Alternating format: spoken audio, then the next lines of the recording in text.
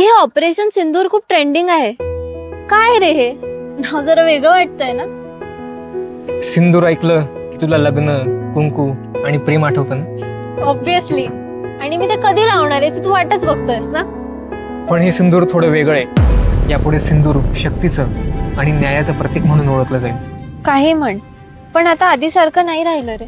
त्या काळी राजमाता जिजाऊ, राणी लक्ष्मीबाई आणि देशासाठी एकनिष्ठ मावळे पण होते. आता पण भूमिका सिंग, सोफिया कुरेशी सारख्या निडर महिला आहेतच.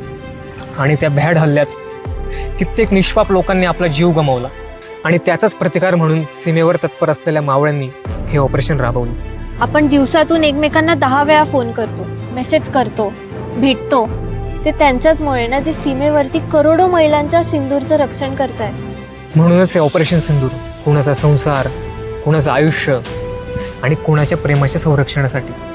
ग्रेट आहेत ते शूरमावळे, जे स्वतःच्या कुटुंबापासून, घरापासून लांब राहून संपूर्ण देशाचं रक्षण करतायत. शूर मावळे तेव्हाही होते, आजही आहेत आणि नेहमी राहणार. पण आपण आपलं कर्तव्य विसरायला नको.